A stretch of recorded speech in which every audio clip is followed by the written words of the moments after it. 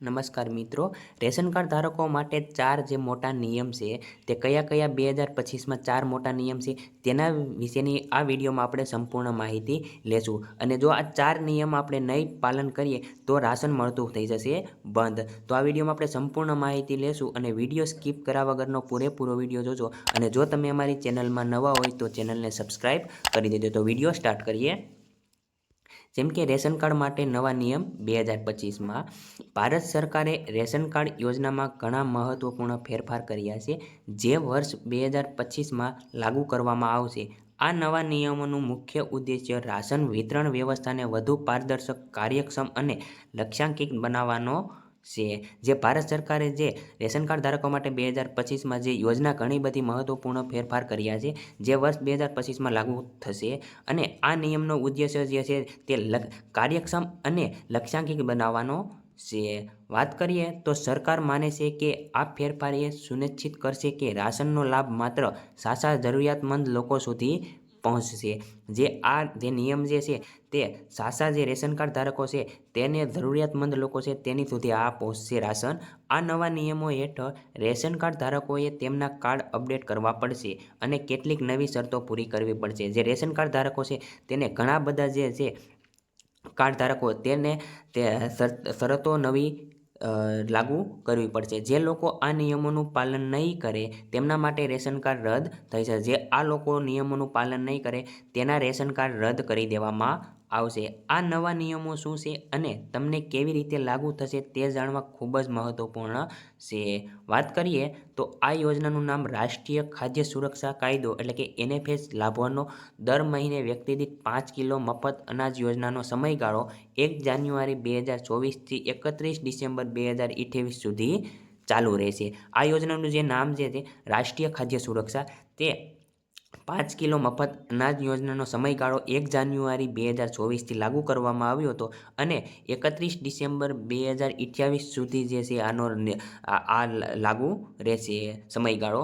વાત કરીએ આગળ તો રેશન કાર્ડ માટે નવા શું છે 2025થી અમલ આવનાર મુખ્ય નિયમો નીચે મુજબ છે. જે પહેલો નિયમ જે છે તે ફરજિયાત KYC તમામ રેશન કાર્ડ ધારકોએ તેમનું KYC કરાવવું પડશે. KYC માટેની છેલ્લી તારીખ 31 ડિસેમ્બર 2024 હતી, પરંતુ છતાં જે લોકો KYC નથી કર્યું તેને પણ અનાજ મળતું રહેશે. પણ જો લાંબા સમય સુધી KYC ના કરાવવામાં આવે તો રેશન કાર્ડ રદ થઈ શકે છે.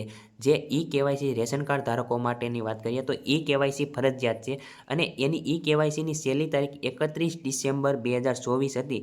પણ જો તમે KYC નહીં કરાવ્યું હોય 31 ડિસેમ્બર પછી પણ તો તમને રાશન તો મળશે, પણ લાંબા સમય સુધી તમે KYC નહીં કરાવો તો તમારું રેશન કાર્ડ રદ થઈ જશે. વાત કરીએ તો બીજો જે નિયમ છે તેના આવક મર્યાદામાં ફેરફાર. શહેરી વિસ્તારોમાં વાર્ષિક આવક મર્યાદા 3 લાખ રૂપિયા સુધીની રહેશે અને ગ્રામીણ વિસ્તારોમાં વાર્ષિક આવક 2 લાખ રૂપિયા સુધીની રહેશે. જે ત્રીજો નિયમ જે છે તેના વિશેની વાત કરીએ તો મિલકત મર્યાદા. શહેરી વિસ્તારોમાં 100 ચોરસ મીટરથી વધુના ફ્લેટ અથવા મકાનો ધરાવનારાઓ અયોગ્ય ગણાશે. ગ્રામીણ વિસ્તારોમાં 100 ચોરસ મીટર કરતાં મોટા પ્લોટ ધરાવતા લોકો અયોગ્ય ગણાય છે. જે શહેરી વિસ્તારમાં જે 100 ચોરસ મીટરથી વધુના ફ્લેટવાળા જે મકાનો જે છે ધરાવનાર તે અયોગ્ય ગણાશે અને ગ્રામીણ વિસ્તારના લોકો છે તે 100 ચોરસ મીટર કરતાં મોટા પ્લોટ ધરાવતા લોકો અયોગ્ય ગણાશે. આગળ વાત કરીએ તો ચોથો જે નિયમ છે વાહનની માલિકી.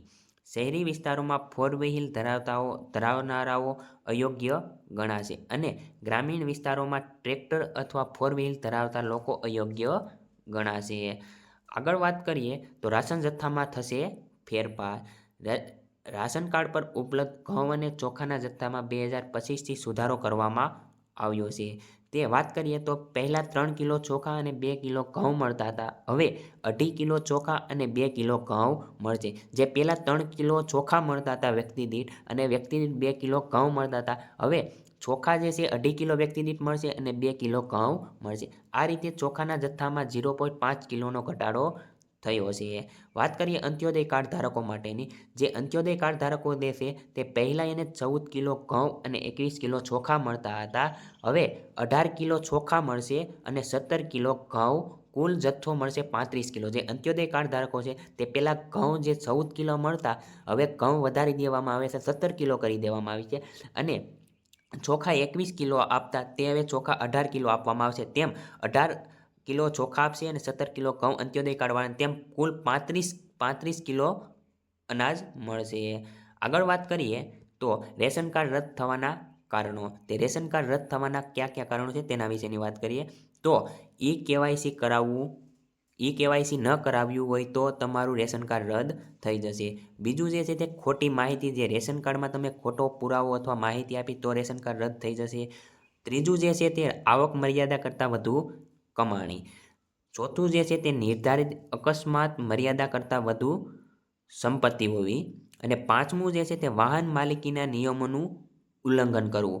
અને મિત્રો તમને વિડીયો પસંદ આવ્યો હોય તો ચેનલને સબસ્ક્રાઈબ કરી દેજો. જય હિન્દ, જય ભારત.